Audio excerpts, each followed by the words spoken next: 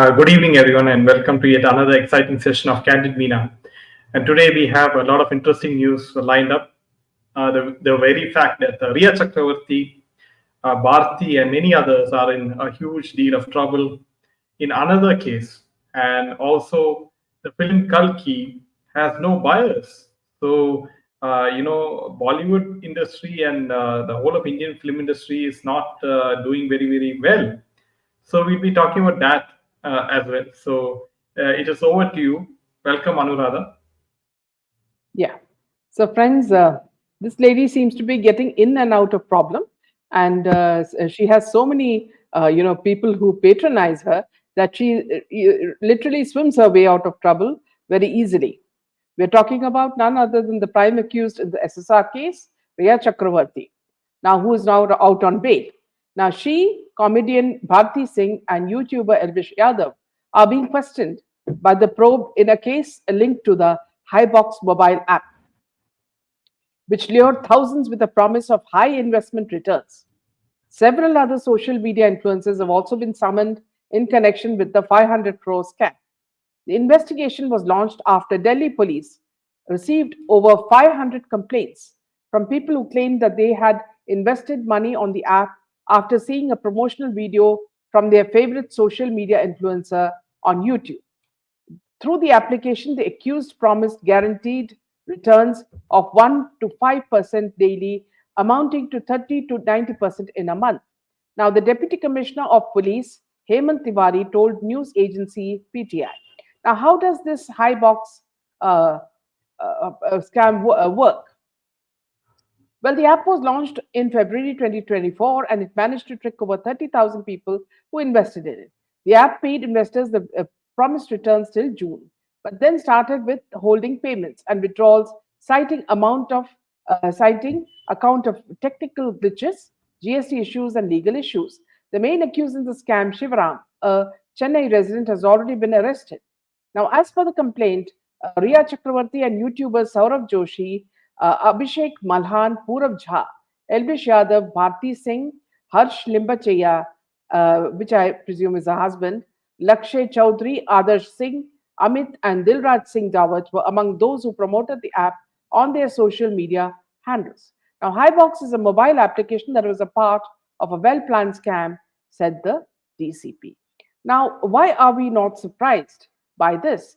Because whatever Rhea touches, if it does not bring her money, she won't be interested in it. So that's very clear from whatever she does. And so this is a typical, example of that. Similarly, Bharti is also a woman who initially we thought was an innocent comedian, but she is equally as conniving as these others who want to make a quick buck. Yeah, back to you. Yeah. So if you remember that, Bharti also was summoned by NCB in some drug case along with husband, and when Samir Wankhede was officer, right? So Mumbai zonal director. So it's all they are looking for other ways to make money, I guess. And but will justice be served in this particular case? At least is my question, because you have Bollywood actors and actresses just getting away with each and everything, right? If it's a normal person like anyone else, it they won't get away with such crimes. And this is something similar to the Mahadev app case, if you remember. The Mahadev app case also had people, all these celebrities endorsing gambling, betting, and everything, and you had many innocent young Indian families getting into debt and selling their properties and getting into depression and many other things. So this is how Bollywood operates. They make use of the innocence of people who are innocent, and they're looking for a way to make some money for themselves, make their lives better. But they end up being cheated, and they end up in doldrums, and that's how Bollywood operates. Yes. Welcome, Vidya. Welcome, Anuradha. So now you can see that Rhea Chakravarti, in spite of having a lot of shows for her, like in MTV Roadies, Bollywood trying its best to revive her career. She does not have a single film, and each and every film which she did in the past was not a hit, especially after the SSR case. And now with this case in which she endorsed this particular product, right? And so now she's again in, so let's see how the Delhi police will follow up on this particular case, where you have a lot of these people, including her, Bharti Singh, and YouTuber Elvish Yadav.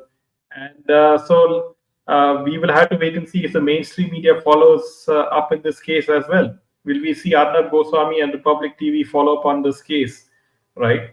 So that is also a big question to be wondered. And yes, welcome, Akshay. So Yes, Akshay says, who introduced Rhea to SSR? Who planted fake news on Me Too against SSR? All roads lead to Rohini Iyer of at Raindrops, who's controlled by Kwan like Rhea. Absolutely. You're perfectly correct in that, Akshay. And we all know the kind of mindset these people have. Welcome, Vinny. welcome, Yes. Vinny. Yeah. And we also know the kind of people that Ria associates herself with, and also why does she carry these weird looking, plastic bags, or, paper bags wherever she goes. So there's a lot of suspicion, wherever she goes, people wonder what is she doing. So, and then you have her hosting a show in which the person who's invited has already been apparently, briefed. Please praise me, praise my family, and praise everything that I did, and bash, without any this thing, SSR case also. So this is what has been happening, and what happens is she scratches the guest's back, and the guest scratches her back, and then both are hunky dory after the show, and then she thinks that she has whitewashed herself. So that's how her show goes. Yeah, back to you, Jay. Yeah. So meanwhile, Alia Bhatt is going to debut. I mean, I'm not saying debut, but after a long time, she's come up with this particular film, and it is called Jigra. And Jigra producer defends Alia Bhatt after rumors arise that she was not the first choice for the film. Says we were dying to get her, and so dying to get her. Why? So She's we free know all the time. she's free all the time, right? So apparently he wrote, it is very funny and she's absolutely the best. And we were lucky she said yes. If they like the space or so, again, you go with the final script. So many times they say yes and the script doesn't work, or even the ulterior happens too. And Karan knew better and can't thank him enough for the rest of his life for trusting his instincts.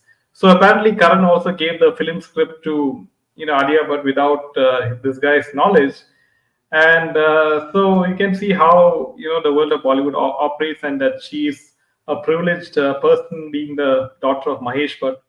And producers, they have to beg her to act in their films, and as well as directors. You saw that with the case of the South Indian, the Telugu film director who made Bahubali, right? He also cast Alia Bhatt in that particular film with Junior NTR.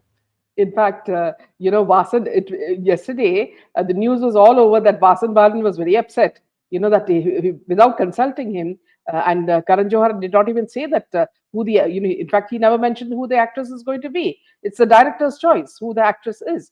Before he could do anything, the half-baked script was given to Alia through Karan Johar's, private mail. That is how the private things work in the click that they have, where everybody, the small group of friends who are very close, they will not share the movies with anybody. They will give the roles only to those people. They will give advertisements only to those people. Okay. So what would have happened was, the moment Vasan's news came, hit the, saying all the publications, it would have happened that she would have got very upset that she is playing the second fiddle now. And, he would have wanted to consider some other actress. Now she would have fired, Karan, and Karan would have fired, this guy and Vasan, and said that, see, please change the what you have said and say that you were dying to get this girl, this actress. Now everybody knows the very reason that people choose her is only because of Mahesh Bhatt. Otherwise, this girl can't act for peanuts. I mean, she is there. She has the same expression from the beginning till the end. That's how she emotes. Even when she's sitting with Ranveer, there is absolutely no expression on her face. She looks the same all the time. So that's Bollywood for you. And now, if to say that Vasan was dying to get this woman, as the role heroine in his movie, is so laughable. But that's how they are shaken up. The whole Bollywood system. People are always blackmailing others and threatening them that if you don't do this, then you will see. You see, then everybody like Vasan and all will turn their tail inside, and they say that please you come and become the actress. Whether he likes her as a heroine or not, he is forced to take that girl in. Now Vidya says, I saw this clip of her. He must be referring to Rhea interviewing Farhan and wife. I think they were saying they did counseling after their marriage. And this is, I don't know how many weddings this Farhan Akhtar would have had. He earlier married a lady who used to cut hair, you know, and then he divorced her, and then she went and married Dino Moria's, not married, I mean, had a relationship, is having a relationship, I guess, with Dino Moria's brother in Goa, who has a restaurant. And now he is in a relation. He was in a relationship with this girl, who is a very close friend of Rhea. And finally, they got married. And what happened was this girl looked very pregnant on her wedding. So perhaps that could have also been the reason why there was a hasty wedding. Yeah. So here is the woman who everybody is dying for, to get into the movie Jigra. And look at how everybody is so desperate, for this girl. And you remember the bump as well, the baby bump that used to move miraculously up and down and sometimes fall down also. So that was also another huge event that happened a year before. Yes, back to you, Jeff. Yeah, so you have Kapil Sharma giving free promotions for all these nepotistic kids, and also he has the support of Karan Johar. Karan Johar launches the nepotistic kids, and Kapil Sharma does the promotions of their films. So that's how the whole ecosystem works in Bollywood. So coming to the next piece of news, and this is quite interesting, is that Namrata Shirodkar, or is the wife of this famous Telugu actor, and so actor Shilpa Shirodkar is the sister of Namrata Shirodkar, as all of you know. And speaking about her decision to do Big Boss 18, Shilpa said, "I'm a huge fan of this show, and apparently I was looking for work. My daughter is now 20 and my husband travels a lot for his work, so I wanted to come back to do something for myself. I was trying to look for work and connect with people, but everyone keeps telling me that there is no work. I'm taking this up because I'm an actor by profession. It's my job. What better platform than this for me?" So apparently, being Mahesh Babu's sister-in-law, she is seeking an opportunity in Big Boss 18, In and it fact, was Mahesh Babu. Yeah, yeah. In fact, I would say, Jaydev, that you know, Big Boss, everybody knows, is a place where you will people, who have failed in life, and who have nothing in hand, who don't have any money, are the ones that they pick up. They pick up them like little buggers on the street. So who is poor? Okay, so they can be exploited. This person can be exploited. So when a person doesn't have much and he is almost desperate to somehow get into the film field, those people are all picked up. And then what happens is their weaknesses are all targeted. Now, okay, if you're an angry person, we'll make you so angry that you'll throw a tantrum at every step. Okay, so all these million cameras that are there in the Big Boss house will capture each and every emotion. Even if you sneeze, it will be caught. So now you have another person from BJP, Tejinder Bhaga, who is supposed to be a very fiery activist in BJP, also in the house. And so already, even before he has joined, they have made a big natak about him fighting somebody else. So what have they picked on? They have picked on his fiery, nature, and said that now he is going to be the angry young man, and to a Sikh, inside Big Boss. So now with all these Khalistani things and all happening, so they expect a lot of drama coming from uh, Tajinder Bhagga's side also.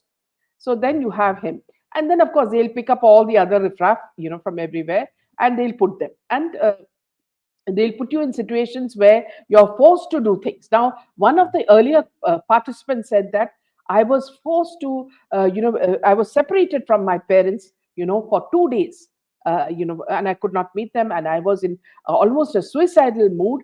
I wanted to just kill myself, and I was so depressed.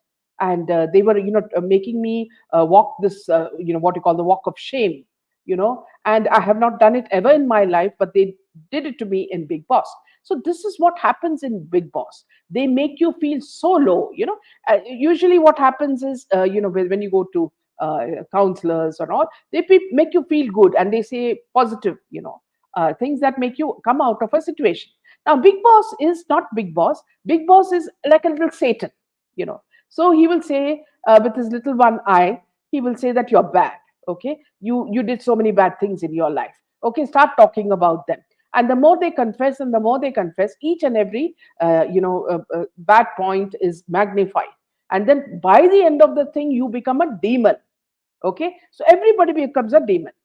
So ultimately, the only good person who is very sane, giving the right advice, is none other than Salman Khan. So that is what Big Boss is all about. Yeah. So back to you, Jay. Yeah, in fact, one of the famous stand-up comedians in India, remarked that Salman Khan's Big Boss is, his objective is to find people crazier than him as contestants. So to make him look normal, so that stand-up And comedian, especially, to add yeah, masala, to add masala, what they should do is put park at every corner, park a Bishnoi look-alike, then you will have fireworks in Big Boss, because he won't know whether to ask questions or to go and hide, run and hide. So that would have been added more dhamaka, to the Big Boss. yes. So, friends, we earlier said that Bollywood's business is not doing well. They are making films directly for OTT platforms, and they are not able to meet the profits because it's all huge budget films, and they're not releasing it on theaters. So now there's another big setback for Bollywood films. Now, the latest news is that the film Kalki has, despite, they say that they have a very good OTT viewership. It released on, the key OTT platforms. Now, according to reports, the producers of Kalki tried to convince Starbar Group to close the deal for the film's TV premiere, but the channel didn't show much interest in paying the exorbitant fees that was demanded. Z Group has agreed to purchase the satellite rights, but they have not yet sealed the agreement. And the channels are not showing interest in buying films, even if big stars feature in them. They are not generating revenue from this content as people are consuming it on OTT platforms way before they premiere on TV channels.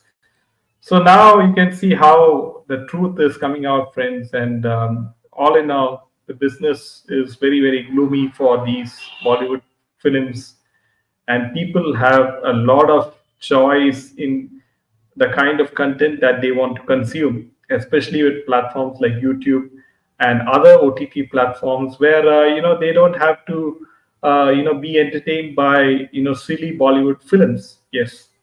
Yeah. So now recently, as you know, we've been earlier talking about it in other videos as well, that the actresses in Bollywood do go for their, medical treatments for various reasons, and we've already exposed a lot of that. Now, apparently, Katrina Kaif has been caught with a black patch on her arm. So everybody says, does she have diabetes? Otherwise, why would she, put such a patch? Now, on October 4th, Katrina was seen at the airport as she flew to Thrissur in Kerala to attend a Navratri event. Now, the actress, who was wearing an orange sari with a black matching blouse designed by Tarun Tahiliani, Now, when she lifted her hand to greet the fans and paparazzi, people noticed a black patch pasted on the back of her arm. A black patch on her arm, which is generally worn by diabetic patients to monitor blood sugar levels. Now, the patch became a topic of discussion on social media, and the fans were, wonderstruck as to what's the black patch at the back of her elbow, what is that, black thing? Is she diabetic, and so on.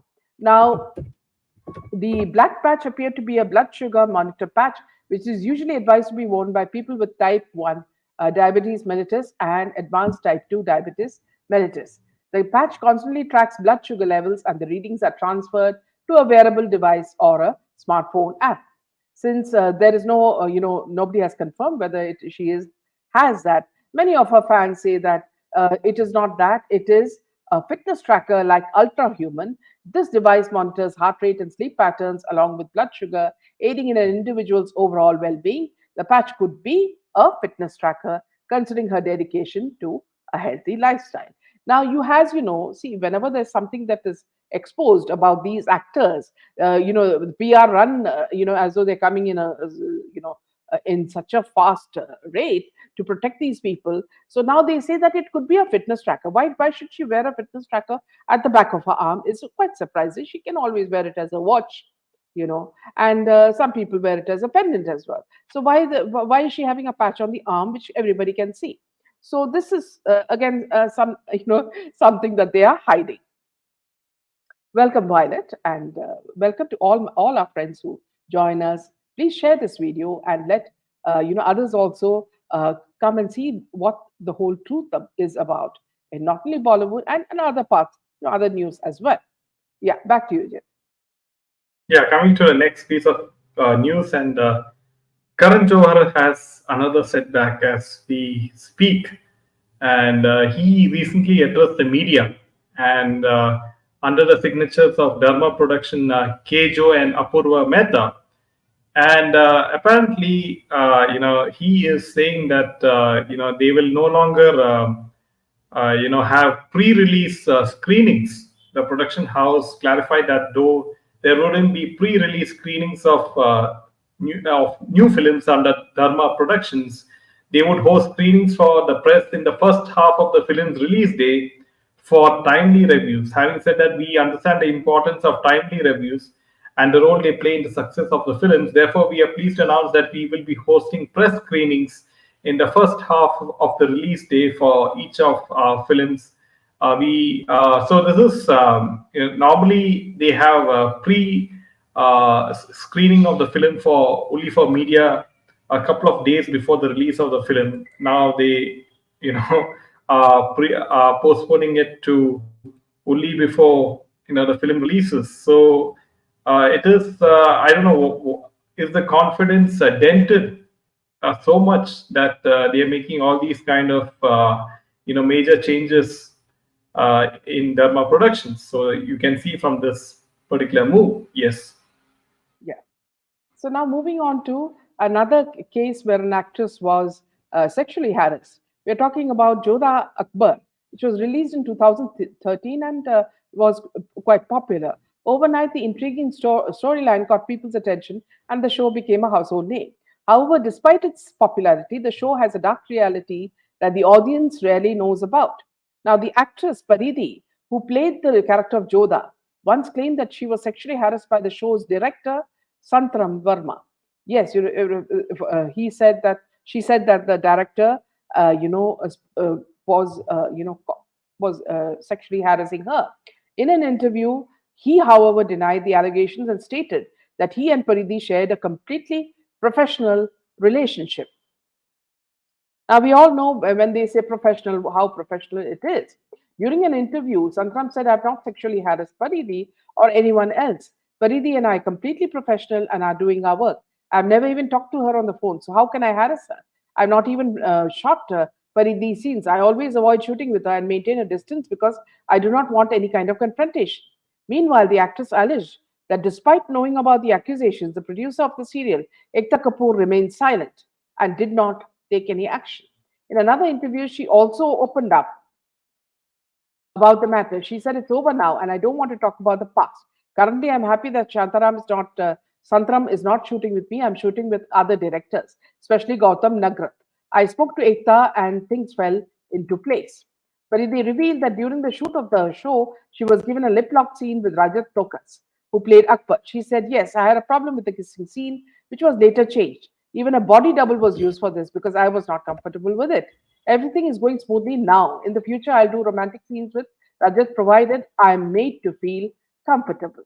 Now, see, this is not very surprising because, see, anything that comes under Ekta Kapoor, you can be guaranteed that this lady is not going to protect the actress or any other starlet who is acting in the film or the series because of the kind of experience we have seen of Ekta Kapoor's in the past.